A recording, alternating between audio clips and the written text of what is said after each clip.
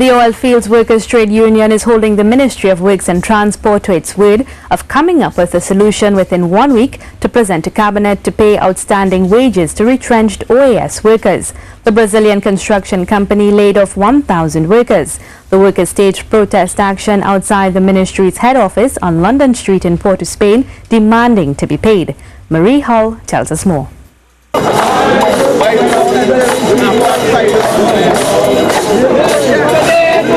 Speaking after a meeting with the Works and Transport Minister ROHAN, President of the OWTU ANCEL ROGET said the government has a responsibility to pay outstanding wages to the workers who toiled with OAS in construction and portion of the Solomon-Hoshoi Highway Extension 2.14. He said there is approximately $23 million to be paid. That all that we are asking for here today is for the monies that were already earned by virtue of the energies that were put out on that highway, that the government now make good and bring full closure to that debt.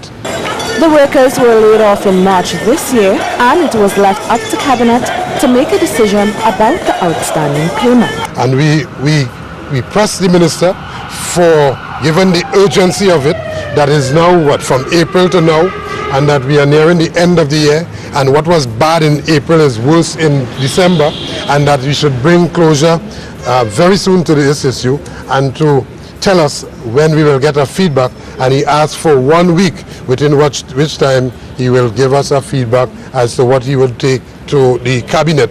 He also said Minister SINANAN hopes to resume the construction of the highway by February of next year. To the government, that we support the restart of the highway. We want that highway to be completed. Indeed, if there was not so much corruption, it would have been completed in the first place. If there was not corruption, we would not have been standing here asking for monies that we were supposed to be paid in the first place.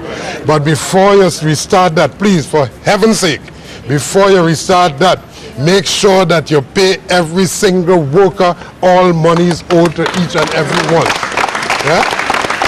The OWTU promises more protest action if a decision isn't met. Marie Hull, CNews.